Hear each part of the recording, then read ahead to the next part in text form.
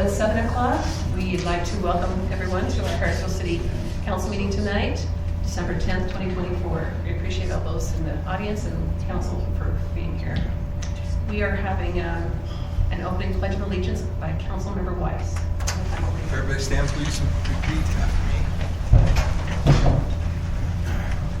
I pledge allegiance to the flag of the United States of America and to the republic for which it stands, one nation, under God, indivisible, with liberty and justice for all.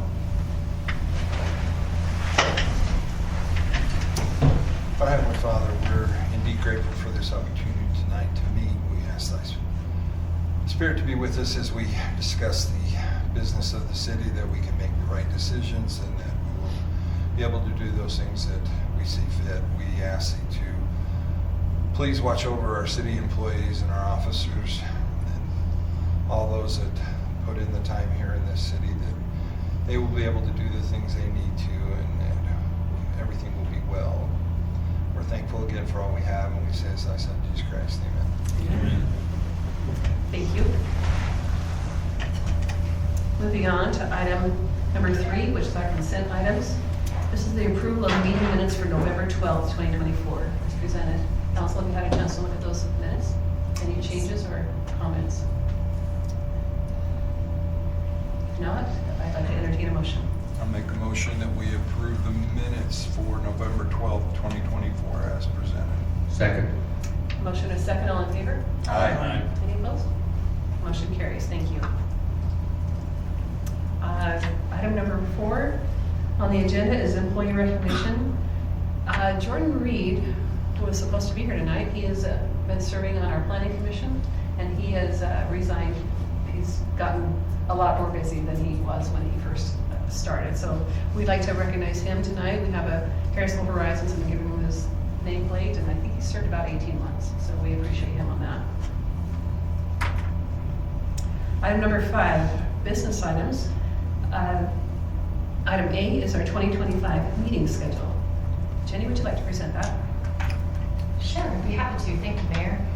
So in your packet were the meeting dates outlined for the 2025 year. The City Council dates will be on the second Tuesday of every month, and the Planning Commission will be the second Wednesday of every month. These are the dates that are being proposed, and any special meetings will be public noticed as necessary by the law, and these will as well. We seem to be able to avoid all of the major holidays with the second Tuesday, don't we? Yes, the only Tuesday that is a holiday conflict will be November 11th. Okay. So we will likely have to adjust that meeting, but because it is an election year next year, we'll be canvassing the election results, which typically throws off our November meeting schedule date anyway. So we'll still be holding a meeting in November. We'll just most likely cancel that first date, and we'll find out what date the county will let us canvass our election results. All right, so we'll leave it as is for now. Yes, that's our suggestion. Just a quick question, would there be any reason why would we want to meet after the planning commission instead of them meeting after us? Meeting swap days? So historically in the past we've had 2 meetings a month, and we've gone down to 1 meeting a month because of our business items, but also we had in our code time requirements for example, our old subdivision ordinance required a waiting period to pass before the city council could adopt something that had been recommended by the planning commission. So it was always a time frame that needed to be waited out, if that makes any sense. I'm sorry, I'm lost for words today, but it's been not a problem in the past, but obviously if there's some concern about needing to meet, my suggestion would be having a second meeting in the month. Second meeting, okay. Which we've Just done that a curious. couple of times since last year. Okay. Any more comments or questions on this? Up to now, we've not had any problem when we needed to call a second meeting, because I know it has to be publicized and you have to have so much time between. So we Yes. can continue to do that as needed. yes, we can always call a special meeting as long as we meet the state requirements, yes. Okay. So in lieu of a second meeting, if we meet that time period, does it matter if we go a little bit further and have, or do we have to do it within a specific time frame? The time frame requirements have been removed from those waiting periods, but that's just historically how it's been set. But Okay. we don't have any waiting period for approvals between planning commission recommendation and city council, since the subdivision ordinance has been updated that doesn't require those legislative actions. So really, in the spirit of efficacy, we still could switch those and meet all the requirements that we have to, and not have to call any special meetings.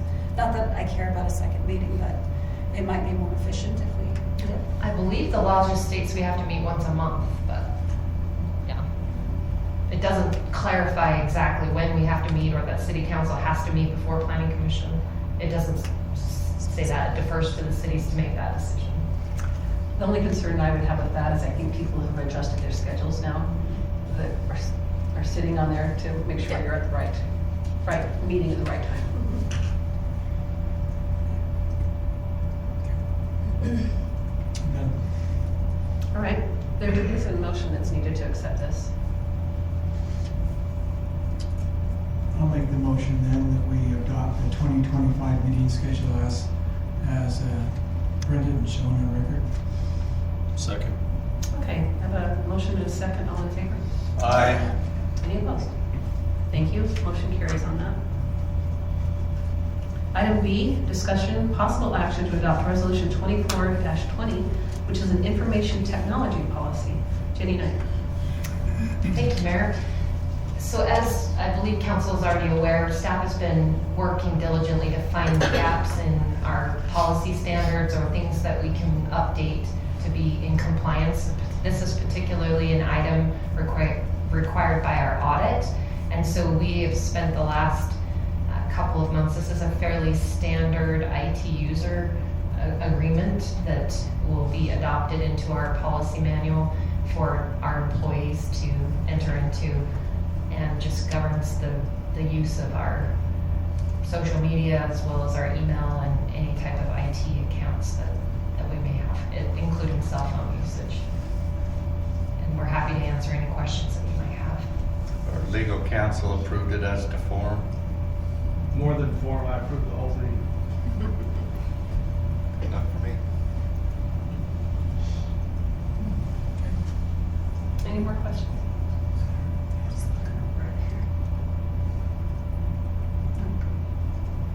All right, I'll make a motion that we adopt resolution 24-20, an information technology policy. I'll second. motion and a second. This is a roll call also. Councilmember Williamson. Yes. Councilmember Fawcett. Yes. Councilmember Jackson. Yes. Councilmember Christensen. Yes. Councilmember Weiss. Yes. Thank you. Motion carries on that. Moving on to item number 6, which is a closed session. And this closed session is for the purpose described in Utah Code Annotated, section 52-4-205 1D, which is a strategy session to discuss the purchase, exchange, or lease of real property, including any form of water right or water shares, or to discuss a proposed development agreement, project proposal, or financing proposal related to the development of land owned by the state, if public discussion would prevent the public body from completing the transaction on the best possible terms. I would need a motion to enter a closed executive session. So moved. I make that one. Second. Okay, and this also needs to be a roll call vote. Councilmember Weiss, Yes. Councilmember Fawcett, Yes. Councilmember Williamson, Yes. Councilmember Christensen, Yes. Councilmember Jackson. Yes. Thank you.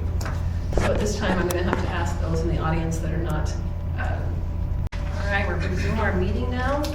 Going on to item number 7, our business items continued, which will be item C, discuss possible action to approve the property acquisition to extend Wahlen Way. Jennie Knight. Thank you, Mayor. So let me screen share for those on Zoom. We have before you the plat. This proposed property acquisition will extend Wahlen Way from the existing boundary of Thoroughbred Meadows subdivision.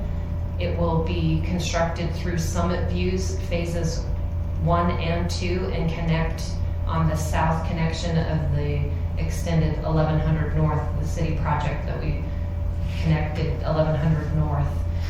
The property the city is acquiring is outlined here in the hatched space, and we will acquire that property, and the developer will construct the road through the phases 1 and 2 of Summit Views. The right-of-way contract has been drawn up for this property acquisition, and the property has been identified and valued. We are paying a cost to cure for the landscaping that will be affected, and we are paying the site improvements as well. The total property acquisition cost for the project is $58,500, and staff is asking for an additional $3,000 to cover costs for third-party reviews for engineering and attorney's fees. And so staff is asking for approval of $61,500 paid for out of transportation impact fees. Thank you. Any questions to clarify anything that you've been presented to council?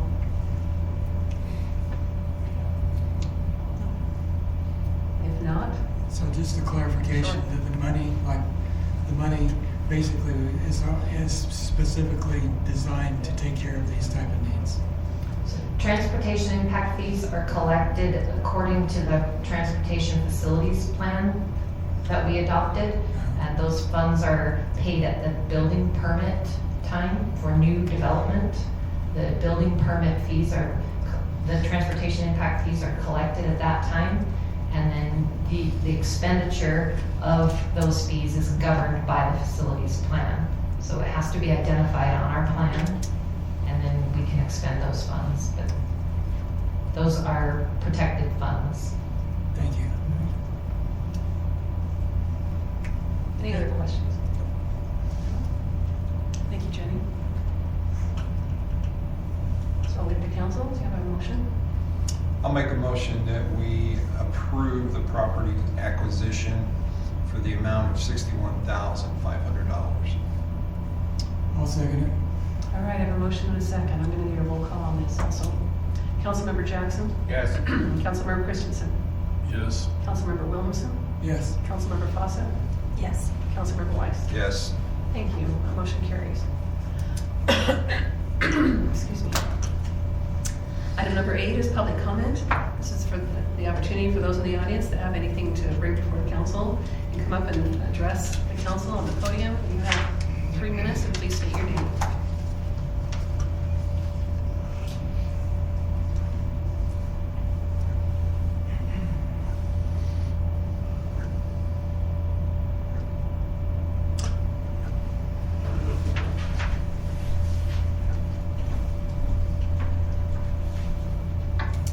Short meetings are always nice. I don't know if this is on, can't really hear, so. No, it's Actually, not. I'm glad you brought that up. I'm sorry. Where did that- Sorry, it's getting warm now. There you go. Yeah, okay. Jason Hadley, in Harrisville, just north of the old golf course. I know that we've taken time and we've had hearings on the bids that are being discussed and planned on being voted for. I hope that many of you had an opportunity to read some of the things that have been shared. There are grave concerns, and I just want to share 2 important things that are part of my belief system in the role of government.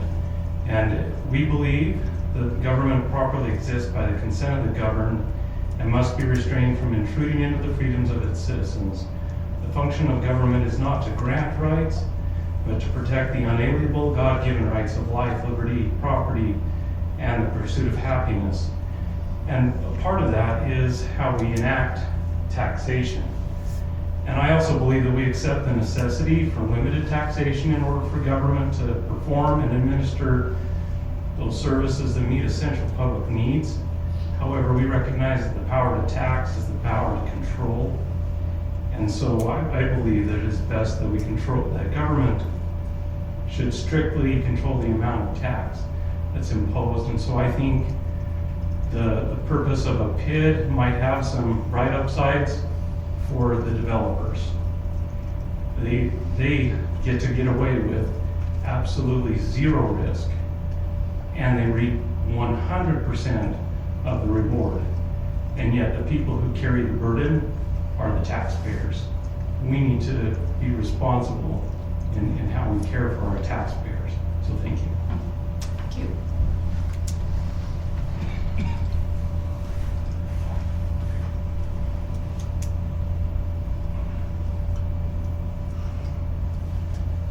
If no more, I'm going to close that portion of the public comments and move on to item number 9. Mayor, also follow up. I'm going to start with our staff first. Chief Wilson is asked to be excused tonight. I'm going to go to Director Schnitzel. Would you like to give a report, please?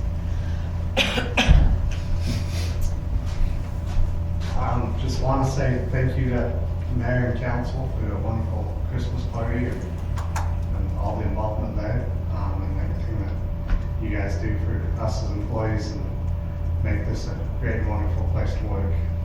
Right now, again, we're kind of in a hold pattern waiting for the snow to fall, but we are ready.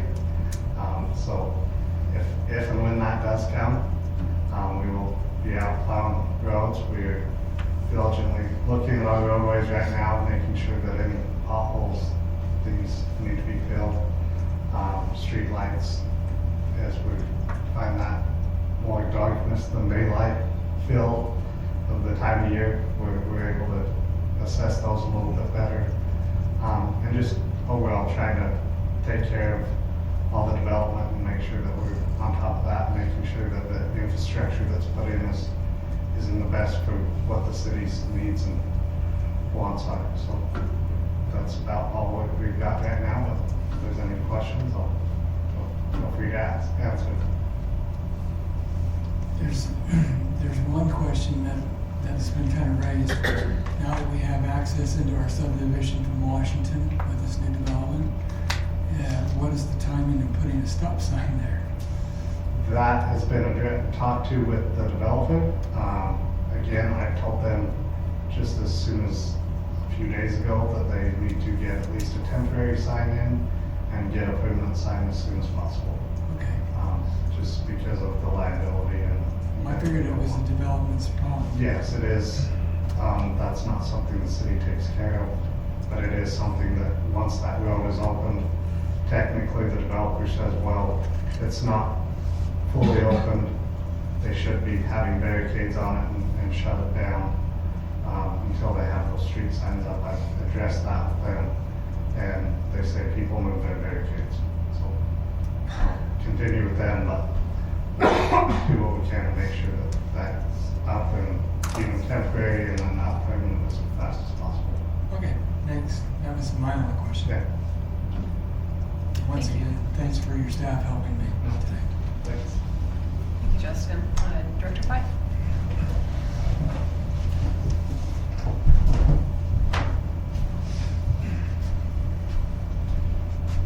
First, just echo Justin on the Christmas party. We as staff feel your support, so we appreciate that.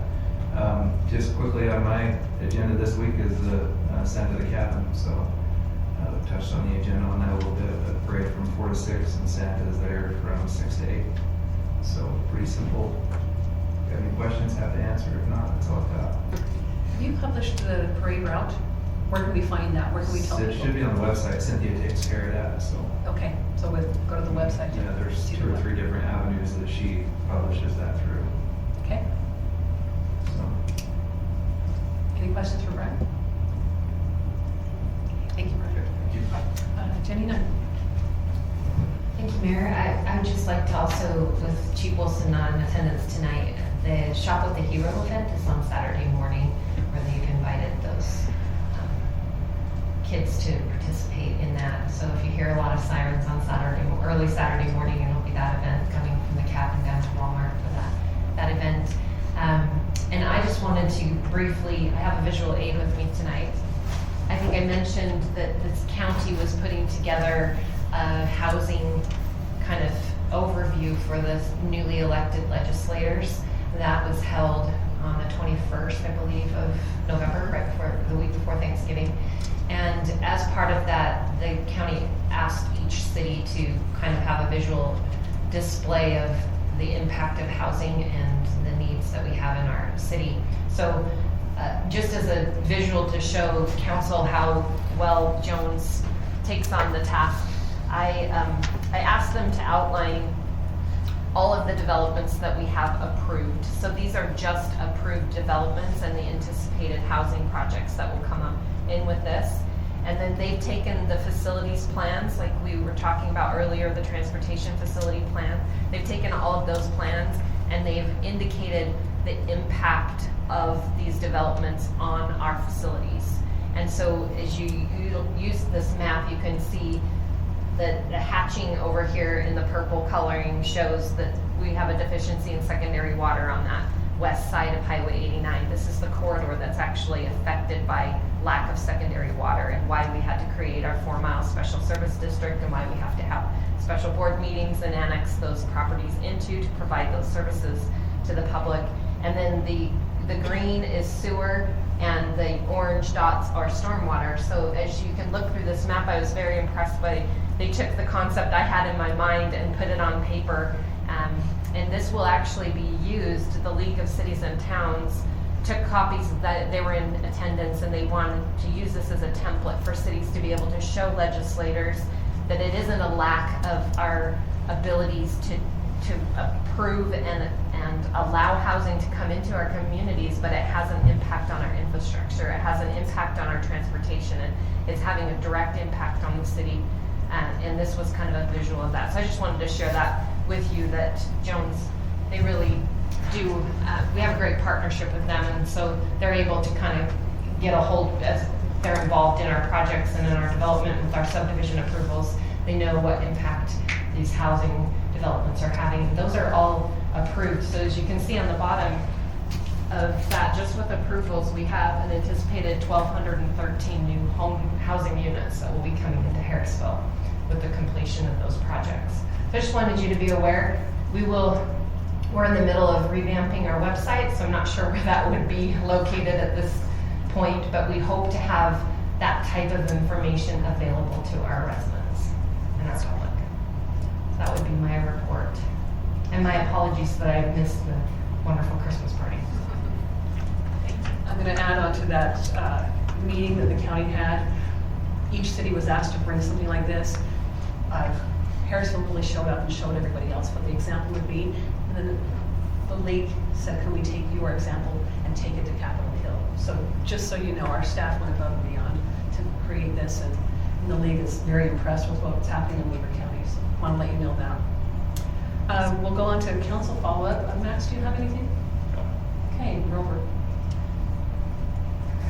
We had a very great luncheon today, and enjoyed the brisket. But it was a good Christmas party. We reached out to the United First Methodist Church because they had a small choir, and asked them to come and do a performance for our senior citizens. And it was a neat experience to be able to reach out across into other city communities and share ideas and thoughts and interests. They invited us to come to their Christmas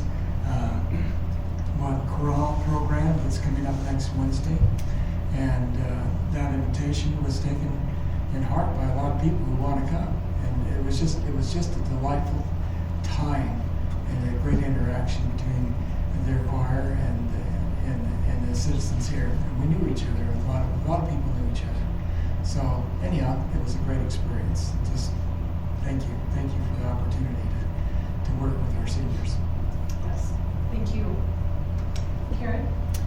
Okay, Blair? All right.